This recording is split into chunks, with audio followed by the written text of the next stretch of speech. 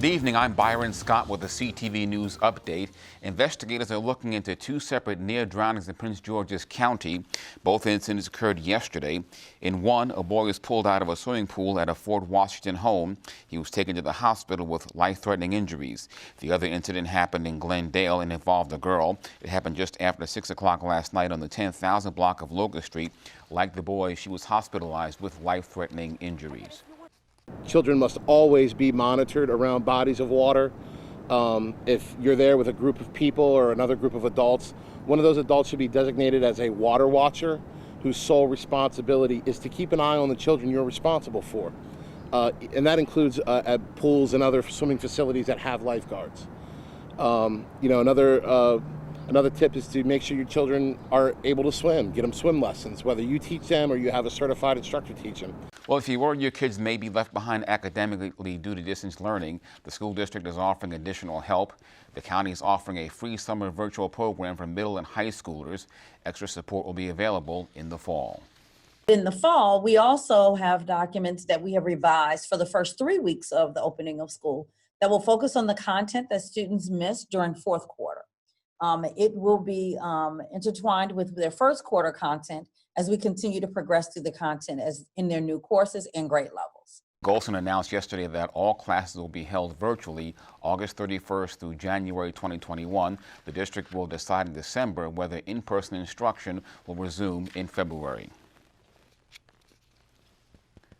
Another Maryland school district is beginning fall classes virtually. Harford County will hold classes online for the first 2 quarters of the new school year. However, Superintendent Sean Bolson says schools will open to offer learning support centers for a limited number of students. Those centers will have internet access and be supervised by school employees. Bolson is holding a county community town hall meeting this evening. Well, at the start of the new school year approaching, parents in D.C. will have to wait 2 weeks to learn what officials will decide for the public school system in D.C. At a press conference today, Mayor Muriel Bowser says she plans to announce a decision on July 31st.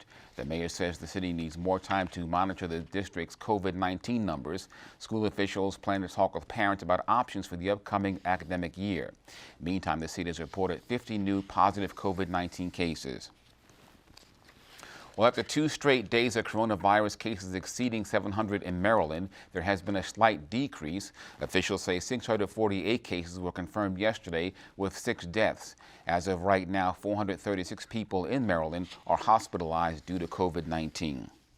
4 University of Baltimore students have created an app as part of a competition to help put your mind at ease before heading out for fun or self-care during the pandemic. Keisha Butts has those details. 4 University of Baltimore students recently won the University System of Maryland's COVID App Challenge. The program these students created is called the COVID-19 Information and Tracker. There are several features, including a map that allows you to enter your zip code so you can see how many people have the disease in your area. We recently spoke with teammate Michael Vandy, who's from Prince George's County, about how the app works. The app is a lightweight app that shows users in Maryland COVID-19 stats, specifically tailored to their current city and zip code. And it also shows them access to relevant information like where to get health supplies and other resources. And most notably, it anonymously traces COVID-19 contacts and notifies you when you may have been in contact with someone who tested positive for COVID-19. There's currently a testing version available at ciat-app.web.app. This is Keisha Butts with CTV News. Well, Governor Larry Hogan says the state has uncovered a massive identity theft scheme that involved more than 47,000 fake unemployment insurance claims, totaling more than $500 million. State officials say they became suspicious when it noticed a surge in out-of-state claims. Investigators say the ring was using stolen personal information in an attempt to get those benefits. The illegal activity was detected over the July 4th weekend, and that's when the feds were called in. Today's announcement demonstrates the strength of our partnership with the state of Maryland, the U.S. Attorney's Office, and offers an example of the kind of result made possible through our shared commitment to safeguarding taxpayer funds and ensuring the integrity of the unemployment insurance program. Officials say they don't know if the ring is based in the states or overseas. At least a dozen other states have also been targeted. Well, for the second time this week and the second time in 17 years, federal authorities execute an inmate. Wesley Perkey was executed this morning after the Supreme Court cleared the way in a 5-4 ruling. Perkey was convicted of kidnapping and killing a teenage girl. His attorneys and dissenting justices expressed concerns about his mental competency. And a competency hearing is scheduled for today in the case of a woman accused of starving her child to death. Investigators say after the child died, the mother, 23-year-old Kiera Tolson, tossed the 15-month-old baby into a dumpster. The purpose of the evaluation is to determine whether Tolson understands the charges and can assist in preparing a defense. Well, 3 environmental groups accuse the West Virginia Coal Company of polluting the Potomac River. The groups sent a notice of intent to sue D&L Coal Company for violations of the Clean Water Act. The groups accused the coal company of allowing stormwater contaminated with coal waste to pour into the North Branch of the Potomac. Well, many nonprofits have been hit hard during the pandemic and were forced to reinvent themselves. That's exactly what the Audubon Society has done with its summer camps for children. Coming up later this month, Patricia Vallone will take us inside one of those camps. Audubon Natural Society, this pandemic has really hit us hard. We're a nonprofit and rely on in-person programming outside. And so we've really had to think outside the box and do a lot of virtual programs and figure out how to effectively connect with kids and adults through a screen. And then how can we still encourage them to get outdoors and connect with nature on their own without us to teach them. I need to have a little bit of technology in my life, but also be able to have, as she said, get prompts to get outside a lot. So I thought that was really nice.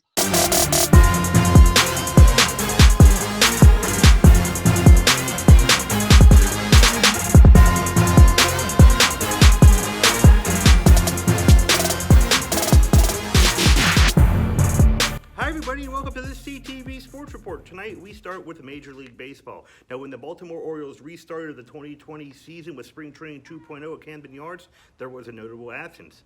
Outfielder Anthony Santander was not there. Well, yesterday he confirmed he had contracted COVID-19 and has been in quarantine ever since. I did test positive by the COVID-19. I was quarantined for the past 2 weeks. Now I'm healthy, I'm not contagious, happy to be back on the field with my teammate and ready to work out. It was a surprise. Thank God I'm lucky that I got mild symptoms. And you know, now we have couple days for opening day. I just have to work and try to get ready as soon as possible. And the decision is mine. Yeah, Tony looked good yesterday. He took some batting practice. We did some outfield, some light outfield stuff. So pretty light workout. He'll go through it again today, kind of a similar, where he's taking coach's batting practice, doing some cage stuff, doing some outfield drills. But happy with how he looked and feels good today. So we'll continue to ramp him up. He's tracked in the bullpen also to help with getting his timing back as fast as possible. We'll continue to do that as well, and he'll be facing some live pitching here shortly. Moving on to tennis, the ATP Tour will get back underway on August 14th right here in Washington, D.C. at the City Open. Now, that event is usually a dual event with the ATP and the WTA. However, this year, the WTA will move to Lexington before it comes back to D.C. in 2021. Jessica Pegula won the 2019 City Open and talked about having to defend that title in a different city. Actually just came from Lexington where they're going to have the event. And, when they were there, he was saying we're trying to get it here. We're trying to get it here. We don't know if we're going to get it this year, but we're definitely going to have, some sort of WTA next year. And then I literally was just there on Monday. I drove from Kentucky, Lexington to here. So, a couple of days later, they come out and announce it's moved to Lexington, which, it's sad we can't go to DC because I always have loved that tournament. I've played it so many times and always had good results. And obviously last year, but Lexington, I think, will do a good job, and they really wanted the event. And I think it's good that we get to play. It's better than, not having a WTA that week at all. So I'm looking forward to playing. I'm familiar a little bit with the area, so it'll be fun, but I definitely want to get back to DC next year.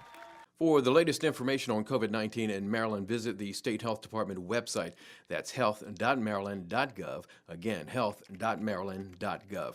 Click the link to the COVID-19 information portal. There you'll find all the latest information about coronavirus. You'll find daily updates on cases and fatalities.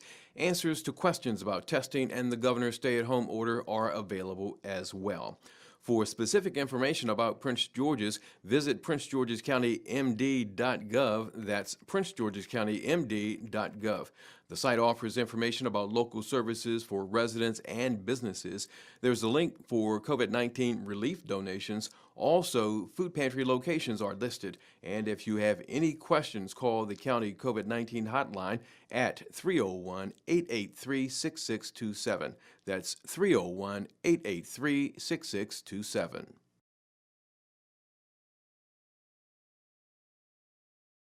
You're looking at me in the future. Okay.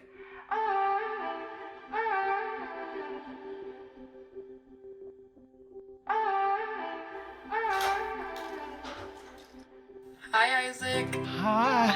Wait a second. Do you know who I am? Julia. This is Jaina.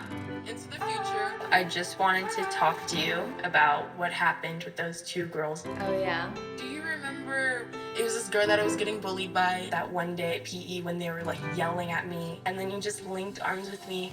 I don't think you know how much like that helped me, because like I finally like knew that I had somebody. Because of you, Isaac, and what you did for me years ago, I grew up to be more independent and love myself and just be a little bit more confident. Aw, I'm like a little tearing up right now. Just to see her in the future just blossom and look beautiful, and that was really amazing. Here are your AARP top tips on caregiver preparedness during coronavirus. First, form a caregiving team.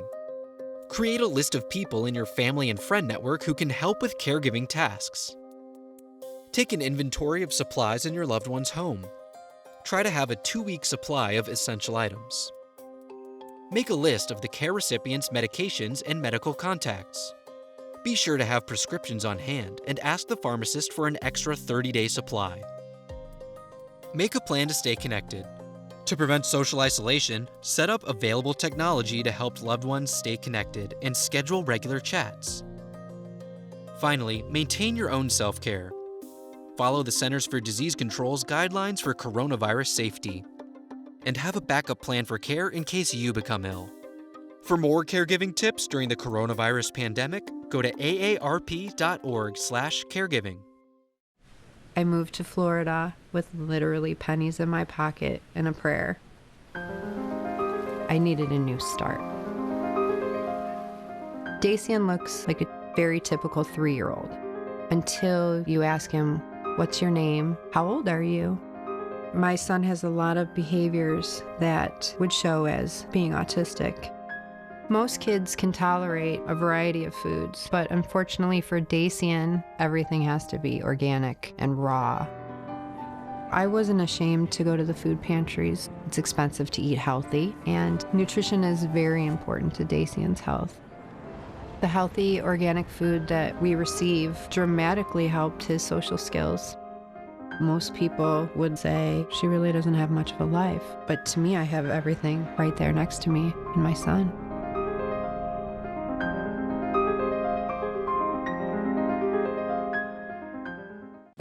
You are loved. You are valued. You are resilient.